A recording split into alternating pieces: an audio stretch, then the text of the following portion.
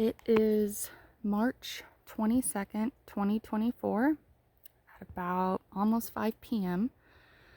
This video is in regards to the RSI SmartCap on our truck. We have a 2021 Toyota Tundra Limited. The cap was installed yesterday by Above and Beyond Auto in Visalia, California. And this is going to go over the things I can see in the install that are bad, to be frankly, and just video to show it and how it is as it is when we left the lot. I have some photos from it yesterday too. So this is it. It's on the truck.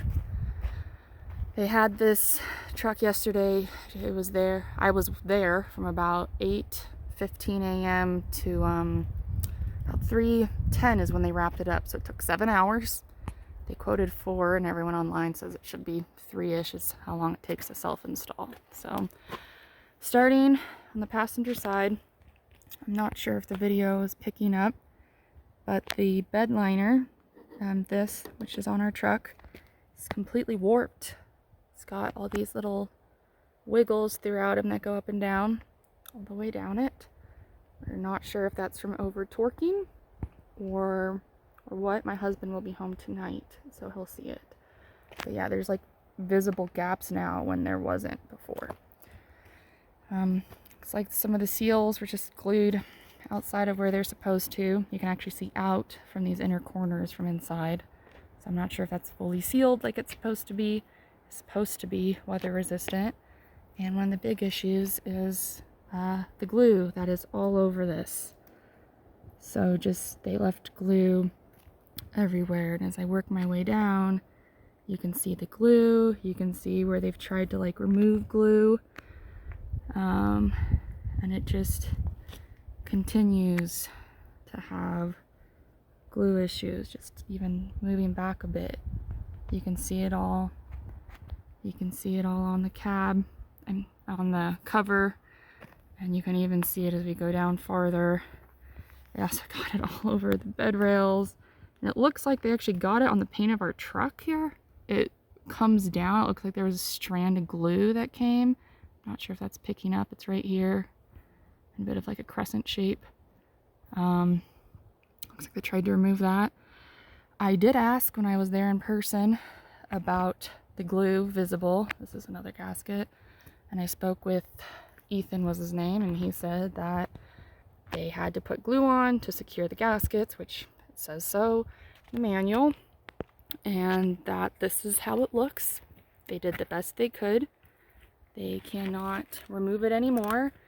And they also said that they used acetone to remove what glue they could, which the manufacturer specifically says in the instruction manual not to use acetone. And they said this is it. So it's passenger side, so moving towards the back. Just random spots of glue. We paid $5,310 for this. This is what it looks like. This is the back gasket with more visible glue. This was cut. It's supposed to be trimmed, but it's supposed to be trimmed square, and it's pretty jaggedy, especially from the interior, which we'll look at when I go to the back. So going along the back, more over here, and now we're going to the driver's side. Gasket sticking out, and we again have the top of the, I think this is the bed rail wiggles all the way down. I'm trying to see if that's showing up. And this side also has, I even take a step back, has all the glue, which you can physically see. Just, I mean, I'm standing back a little ways too. And so coming across, just more of it. Trying not to be shaky, not a good videographer. All the way down, and it's on the cap, like right here, it's all on the cap. And you can actually see where they've tried to remove it. We didn't have there's a car coming. Their harness for this did not work, which what came for the cap for the backlight. So we're getting one of those that are being shipped to us, and Ethan called my husband today, who we've talked with about this cap the whole time. And my husband said my wife sent me photos of the glue, and that's when Ethan said, well, we removed as much as we could with acetone and a comb. Is it like a comb or a brush? And you can actually see like it's like damaged the cap. Yeah. Just keep walking down it. More of the gasket problems with the glue. More of it visible on the cap. And they said that's just how it looks now. That's what it is. It's to stay like that. Keep going down. And quite a bit of glue in this corner. Not sure if you can see it. It's rough too and you feel it, but there's, let's see if I can focus. There's glue here, here, here. It looks like they've tried to smudge it off. Glue here. All in those spots. More. Another gasket. And then I back up a minute. This is the SmartCap cap, and this is our truck cab. And if you go between them to the seals, we zoom in. Quite a bit, I'm not sure if it's focusing, but quite a bit of glue sticking out. Also all over the outside as well. And this doesn't sit flush. I'm trying to focus. This doesn't sit flush at all. It's all wiggly with all kinds of just mistakes, I guess. And that's, they said this was the best they can do. So if I go back to normal one zoom. So stepping back, all of that along the edges as well. And if I go inside, I pop the latches.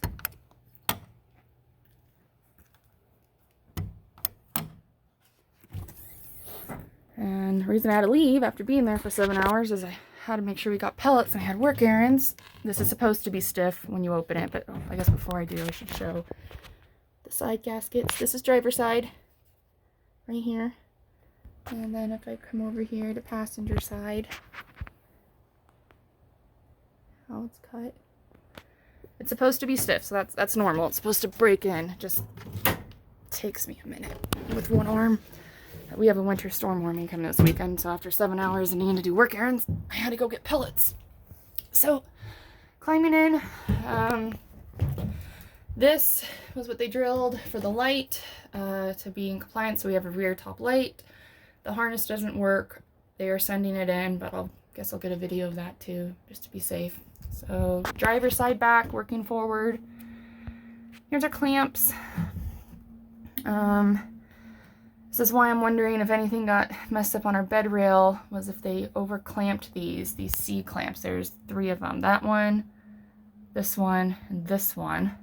But as we go down on both sides, there's glue on this window seal, which I'll pop open on the other side to show. I'm not sure if it was just an improper, just sliced through the seal. I tried to fix it. I'm gonna make my way in here. So, just the clamps. Little windows work good.